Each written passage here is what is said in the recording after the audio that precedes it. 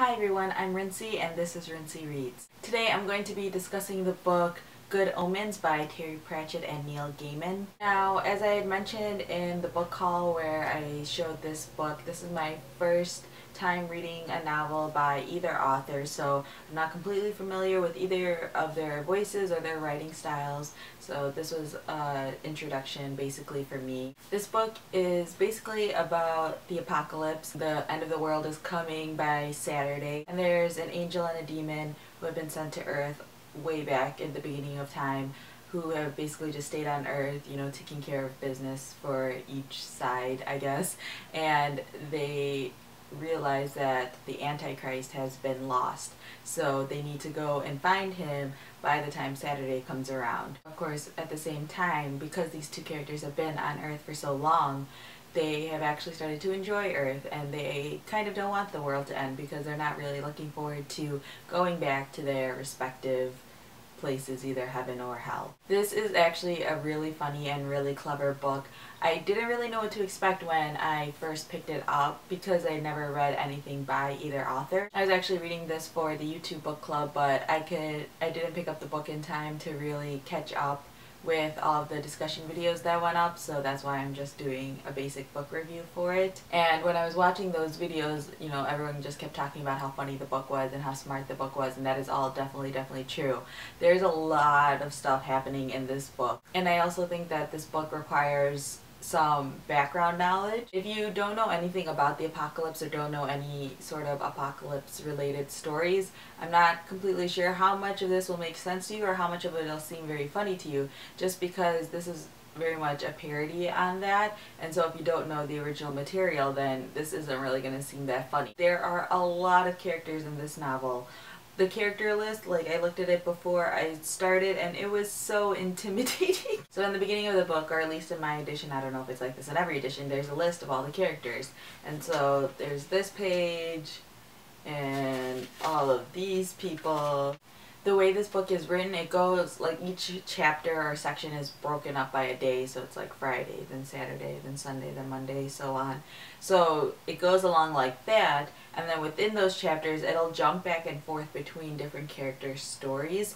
So when you're reading through, there'll just be like a little section break, not even like a line, but just like a larger paragraph break, and then it'll jump into another character's story. This takes a lot of time to get used to, or at least it did for me. When I was reading this book, I had to slow down quite a bit, just because if you go through too fast, you might miss what's going on, and you'll miss characters that have been introduced, or characters that are, you know, talked about in the beginning might not be talked about again until like way towards the end, things like that. It is really interesting to see how all the different stories come together and how they're all connected, but at the same time, it sort of feels like a lot, you're being bombarded with a lot of information. You have to retain a lot of information while you're reading this book. My favorite characters in this story are the angel and the demon. The demon's name is Crowley, which is nice. The angel's name I'm going to completely butcher. It's called Azrael. I don't even know if I said that right. I'm just going to refer to him as the angel. So they are my favorite characters in this book.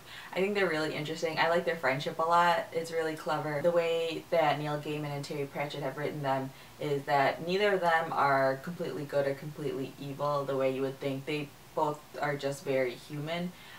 You know, with some evilness and with some goodness within them. You know, the world is sort of rubbed off on them. And there's always this discussion throughout the book about how when they interact with people back home, you know, from heaven or hell, how they don't really connect with them and how they don't really have much in common with them, because those people are very much to the extremes. You know, the demons are very evil and the angels are very good, and they both understand their master's purposes and doing everything, while these guys not so much. They don't necessarily agree with the way their masters necessarily might do things, or, you know, they see things differently or with a different perspective because they've been on Earth, you know, for its entire time. Another one of my favorite storylines to sort of follow throughout this is Adam and his friends. They call themselves the Them. Adam is the Antichrist. Him and his group of friends are basically just talking about how they want to make the world a better place, and so they're like, what if we, you know, got rid of this so that way we wouldn't have to deal with this problem anymore. We could get rid of the adults and then they wouldn't cause any problems anymore, and we could start the world over the way we want to. And it's actually really clever, the things that they're talking about and the way they're talking about wanting to change things. I don't know why, but Adam sort of reminded me of Calvin from Calvin and Hobbes, the way he's very innocent and yet at the same time very mischievous. He has all of these grand ideas and plans of what they can do even though they're kids. I mean, obviously he's the Antichrist, so he has more power than people realize, but at the same time, you know, he's only a little kid in this book. So one of the things about this whole apocalypse is the fact that it has been predicted. Good Omens has a subtitle and it says The Nice and Accurate Prophecies of Agnes Nutter Witch. So basically Agnes Nutter is this character who, you know, back in the day basically wrote this book of prophecies. The thing about her prophecies is they're all true, but they're also really vague. So she would literally just see like one moment happening in time, but she wouldn't have any context for it. So anyone looking at the book now, like all of her descendants, they don't necessarily see all of the connections until, you know, the event has already occurred and then they realized what she was talking about. So she has predicted the apocalypse happening. She has also predicted some other things, and one of the things is basically two of the characters, Newt and Anathema. Anathema is a descendant of Agnes Nutter and also a witch, and she studies the book so that way she can see what prophecies are coming up, and basically Newt and Anathema are going to sleep together, and that prediction is in the book. Their whole interaction is just really funny. She tells Newt this, like, about the predictions and about the book and about the fact that they're supposed to sleep together, and it's just really funny watching them interact with each other and interact with each other after they've already slept together. They're really funny characters, and I would definitely want to watch their interactions throughout the book. There are so many characters happening in a year. Obviously I just listed the ones that I did like, and then I felt like anytime it wasn't about any of those three characters, I didn't care quite as much about the book. Like, I wanted to rush through those pages and those sections just to get to the end. Also, you know, there are a lot of jokes and a lot of clever things happening in this book, and sometimes I felt like scenes were happening just so that way they can make a clever joke, which I understand. Obviously it's a satire and they want this book to be funny. Personally, I'm just somebody who cares about character and character depth and development more than necessarily making a good joke, but I mean, that's just a personal taste thing that isn't really saying anything about them. In the end, like, if I personally had my way, I would make the story, you know, be more about those groups of people that I really liked, and less about the other stuff, but at the same time, you know, all of these characters are pushing the story forward and pushing everyone closer to the apocalypse in various ways,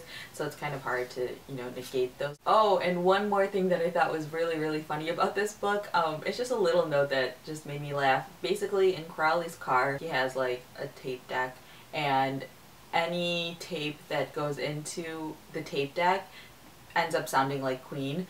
So, like, if he's listening to Mozart, it's like a Mozart version of Queen. Or, you know, if he listens to some other band, it's that band's version of Queen. So I just thought that was really funny and a really clever note, you know, saying like Queen is the music of the devil and all that stuff. So that was just a really funny joke that I appreciated, but I think that's just because I'm a big music nerd. So in the end, I gave Good Omens 3 out of 5 stars on Goodreads. I don't know, I feel like some people might think that's a bad rating, but I really don't think it is. 3 stars means good. You know, it was good. It wasn't like my favorite book ever for the reasons that I stated, but at the same time, like, I did enjoy reading this book, and I would recommend this book for other people who are looking for something slightly more humorous. If you had read the book before, you know, let me know what you guys think. I know a lot of people really love this book, and I'm not in the really love camp, I'm just in the like camp, but I still want to hear what everyone's opinions and thoughts are about this book. As usual, I'll have links down below to my Goodreads, Tumblr, and Twitter, and that's all I have, so thanks for watching. Today I'm going to be discussing the book, I need to take the sticker off of this. There was a little shit on that cover. Oh, I'm so tired. These are characters, and all of these people, and then that was it. Sometimes, you know,